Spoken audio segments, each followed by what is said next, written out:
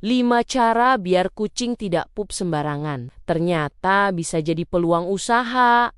Sebelum lanjut, yuk klik tombol subscribe dan share, serta like, biar nggak ketinggalan video terbaru dari kami. Dan kalau kamu suka, bisa klik tombol thanks atau terima kasih di kanan bawah ya. Dan juga kalau kamu punya ide tema video berikutnya, langsung aja tulis komen di bawah ya. Yuk kita lanjut lagi. Aku mau jujur di awal. Cerita ini bukan tentang bisnis besar. Bukan tentang modal ratusan juta. Ini cerita tentang kucing.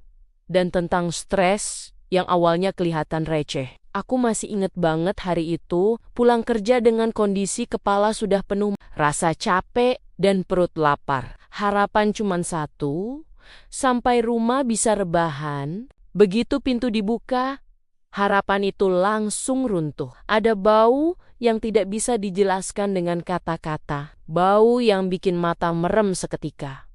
Bau yang bikin refleks bilang, "Ya ampun, kucingku pup sembarangan, bukan di litter box, bukan di sudut tersembunyi, tapi di area yang sering dilewati, seolah dia sengaja pengen kita ketemu." Di situ emosiku naik. Bukan marah ke kucing, tapi marah ke keadaan. Kenapa sih harus sekarang? Dan lucunya, setelah dibersihin, besok kejadian lagi, lusa kejadian lagi. Seperti siklus hidup yang tidak ada ujungnya. Aku mulai mikir, ini kucing apa protes hidup? Di titik itu aku sadar, masalah ini bukan soal kotoran. Ini soal rasa tidak nyaman di rumah sendiri. Dan itu berat. Akhirnya aku mulai cari tahu. Bukan asal googling, tapi benar-benar mencoba ngerti. Tips pertama yang aku temuin, soal litter box. Banyak orang mikir semua litter box sama, padahal tidak. Contoh nyatanya gini, aku taruh litter box di dekat dapur. Praktis, dekat, tapi ternyata itu kesalahan besar buat kucing. Tempat makan dan tempat pup itu beda dunia. Sama kayak manusia. Tidak ada yang mau makan sambil lihat toilet. Begitu aku pindahin litter box ke tempat yang lebih sepi, tidak banyak lalu lalang, tidak berisik, perubahannya langsung kerasa. Tips kedua soal pasir. Ini kelihatannya sepele, tapi efeknya besar.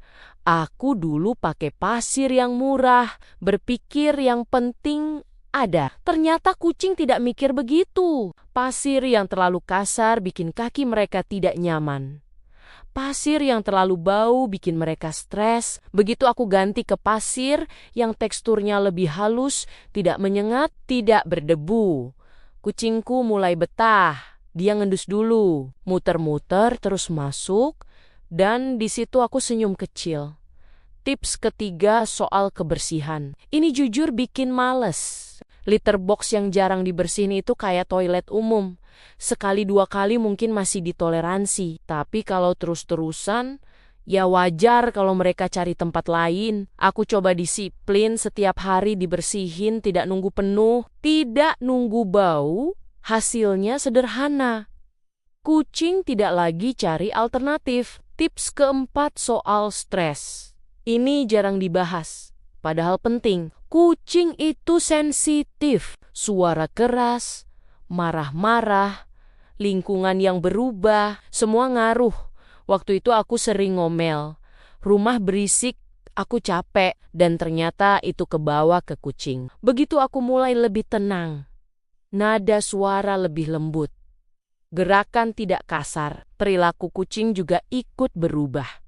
Tips kelima soal konsistensi. Ini bagian yang bikin banyak orang gagal.